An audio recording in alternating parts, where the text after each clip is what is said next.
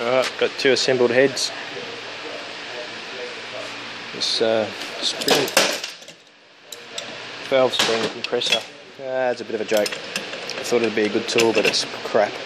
Got this thing whizzing about, and I had to bend this handle and grind off a couple of tabs that were sitting there, otherwise it wouldn't lock down. When you pulled it around, it just wanted to spring back around, and it's just too heavy.